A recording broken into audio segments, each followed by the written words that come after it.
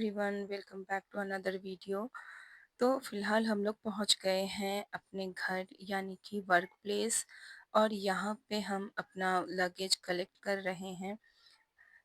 सबसे बड़ी बात होती है कि जब आप जर्नी करके आते हैं ना तो थकान आपको होती ही होती है। हम लोग भी सुबह 6 बजे ही घर से निकले हुए थे और रात को बज रहे हैं अभी 9:30। घर पहुँचते-पहुँचते हमें 10 साढ़े 10 हो ही जाएगा।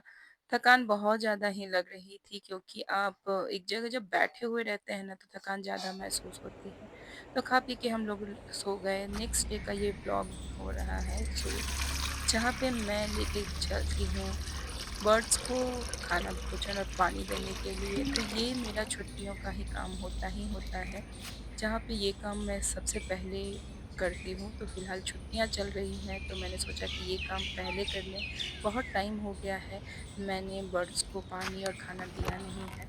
ये हमारे घर के बैक साइड का पिक्चर है जो बहुत ही खूबसूरत है। यह एक फार्म हाउस है और ये चारों तरफ से ड्रम स्टिक के पेड़ से ये फला-फूला है और ये बहुत बड़ा, बहुत ही खूबसूरत-सा है। बहुत अच्छा लगता है यहाँ पे टाइम बिताना। फ़िलहाल अब घर की साफ-सफाई शुरू करनी है तो सबसे पहले मंदिर का काम करना है। ऋषभ ने ये काम शुरू कर दिया है और मैं यहाँ पे बना रही हूँ मिल्क शेक बच्चों के लिए कि मॉर्निंग में सबसे पहले कुछ तो चाहिए, नाश्ता वग़ैरह देखेंगे पहले बाद में। सबसे पहले बच्चों को मिल्क शेक दे देती हूँ ताकि थोड़ी देर उनको राहत मिले। घर पूरा ही गंदा फैला हुआ है और डस्ट बहुत ज़्यादा था क्योंकि बीच में आंधी की भी आशंका थी। इस वजह से सारा घर जो है वो गंदा बिखरा पड़ा हुआ था। इसलिए सबसे पहला काम था कि बच्चों को दूध दे दो और उसके बाद फाइनली आप अपने काम की तरफ फोकस कर सकते हैं, क्योंकि बीच बीच में बच्चे जो थोड़ी थोड़ी देर पर बात करते रहते हैं, कुछ मांगते रहते हैं, उस समय ऐसा लगता है कि पहले बच्चों को दे दो, बाद में सारे काम को फिर से इत्मीनान से किया जाएगा। यहाँ पे फ्रिज बहुत ज़्यादा गंदा मुझे लगा, इसलिए मैंने सोचा कि पहला काम मैं फ्रिज साफ़ करने का ही कर लेती हूँ, क्योंकि फ्रिज साफ़ करना बहुत ही टाइम टेकिंग होता है। सारे फ्रिज को खाली करने के बाद मैंने सबसे पहले इनको क्लीन कर लिया है। तो ये काफ़ी टाइम टेकिंग प्रोसेस है और फ्रिज में जो है एक कबर्ड के जितना सामान आ जाता है। सारी चीज़ों को वापस अरेंज कर दिया है और फ्रिज अब एकदम से फ्रेश फ़ील हो रहा। दूसरी आफ़त है ये वॉशिंग मशीन। वॉशिंग मशीन जो है वो ख़राब हो गया था, 20 दिन पहले ही ऐसी प्रॉब्लम आने लगी हुई थी। इसका जो टब था वो बैंड हो रहा था और साथ ही साथ स्टैंड भी ख़राब हो गए थे, क्योंकि हम लोग के यहाँ बहुत सॉल्टी वाटर आता है जिसकी वज़ह से ये प्रॉब्लम हर 2 सालों पे हमें फ़ेस करनी पड़ रही है। साथ ही साथ साइड में भी काफ़ी रस्ट पड़ गया हुआ है इसकी वजह से, क्योंकि मेड जो है वो पानी बहुत ज़्यादा यूज़ करती है और सारे पानी के छींटे जो हैं वो इस मशीन पे पड़ते हैं और इतना बुरा हाल है ना कि जैसे-जैसे पानी का छींटा पड़ता है वैसे ही ये मेटल ख़राब कर देता है। अब इसका एसी भी भी कुछ लोग यहाँ चला। पे ख़राब हो रहा है, कूल नहीं कर रहा है। ये जो है वो वॉशिंग मशीन का टब है जहाँ जिसके नीचे वाला पार्ट चेंज करना है और वो काफ़ी हेवी होता है, मशीन को घूमने का, टब को घूमने में हेल्प करता है। वही बैंड हो गया है जिसको मुझे चेंज करना है। साथ ही साथ यहाँ पे मैं चिमनी भी क्लीन कर रही हूँ ताकि सारी चीज़ें जो भी एप्लायंसेस हैं वो एक साथ में साफ-सफाई हो जाए। ये महीने में मैं एक बार ज़रूर से करती हूँ, पर अभी 1 महीने से काफ़ी ज़्यादा हो गया है, तो इन छुट्टियों में मैंने सोचा कि इसको भी कर ही लेते हैं साफ़। ये भी एक टाइम टेकिंग टास्क होता है। फिलहाल मैं ये अचार बना के गई हुई थी, अपने पड़ोसन के यहाँ छोड़ के गई थी, क्योंकि इसको धूप में ही पकाना होता है केरी और शुगर को। यहाँ पे मैंने थोड़ा-सा मसाला ऐड किया है जैसे कि रेड चिली पाउडर, कश्मीरी मिर्च, साथ ही साथ थोड़े-से मैंने यहाँ पे इलायची डाल दिए हैं ताकि स्वादिष्ट बने और ये बहुत फ़ेवरेट है ऋषभ का। तो मीठी पूरियों के साथ ये बहुत अच्छा लगता है।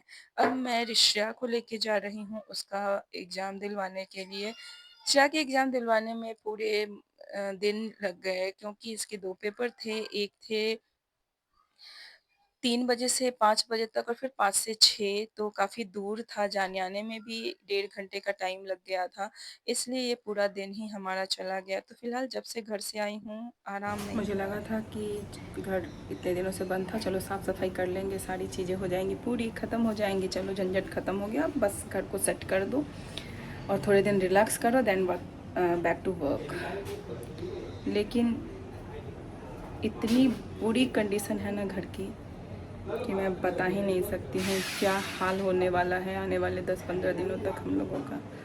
सब कुछ बर्बाद हो गया है, बहुत बर्बादी हुई है। ये गलती आप लोग कभी मत कर। तो यहाँ पे अब हमें पता चला कि ये जो फर्नीचर है वो पूरा सड़ गया है क्योंकि दीमक ने अपना घर यहाँ पे बना लिया है। फिलहाल हम लोग बहुत मुश्किल में हैं ये जान के कि दीमक लग चुका है। दीमक ने पूरी तरीके से इसको बर्बाद कर दिया है।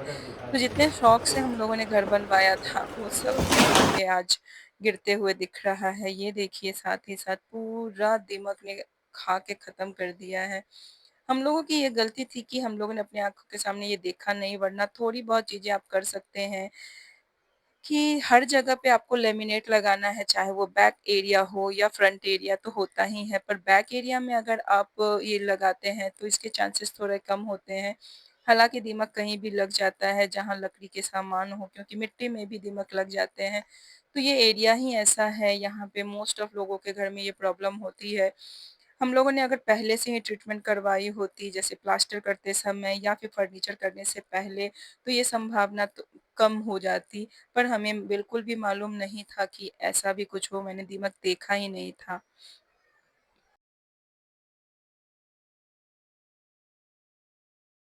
पीछे तो गैप है, सड़ गया है, जाएगी दवा। वो दवा जैसे है कि नहीं, हो सकता है वो सीधी भी चली जाए, ऐसी आड़ी जाए, क्योंकि एक लाइन पकड़ेगी तो एक लाइन ही पकड़ेगी। जैसे आप नदी जो रिवर होता है उसके अंदर जो निकलता है उसको जैसा रास्ता मिलता है तो वो जाता है। ऐसा जो अब हम दवा हॉल में डालेंगे ना तो वो ऐसा ही जाएगा, पीछे किस तरह जाएगा वो हमको नहीं दिखेगा। वो 100% समझो यहाँ दीमक है। दवा का असर तो पड़ेगा ना। दवा का असर पड़ेगा, मैं ये नहीं मेरा फिलहाल अपने कबर्ड के सारे कपड़े और ये बैग्स मैंने निकाल के बाहर रख दिए हैं। साड़ी अरेंज करने के लिए मैं इस तरीके के बैग ही यूज़ करती हूँ। फिलहाल तो आप देख सकते हैं कि ये सारी चीज़ें मैंने खाली कर दी है और आप देख सकते हैं कि ये पीछे का पूरा एरिया खा चुका है।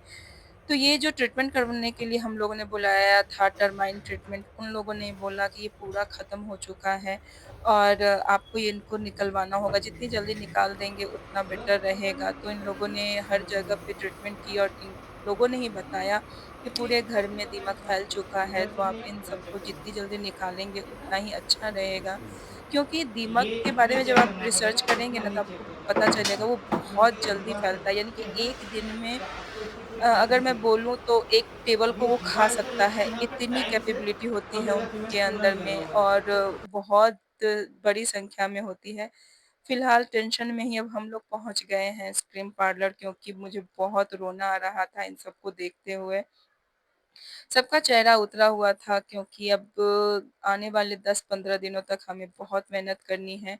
अगर आपको ये वीडियो पसंद आता है तो वीडियो को लाइक करिएगा, चैनल पे नए हैं तो चैनल को सब्सक्राइब कर लीजिएगा। आपको इसी तरीके के घरेलू टिप्स और घर की कुछ-कुछ खट्टी-मीठी बातें जो मैं शेयर करती हूँ, वो मैं आपके साथ शेयर करूँगी। चलिए फिर मिलते हैं अगली वीडियो में नई बातों के साथ, नई चीज़ों के साथ। तब तक के लिए bye bye and take care.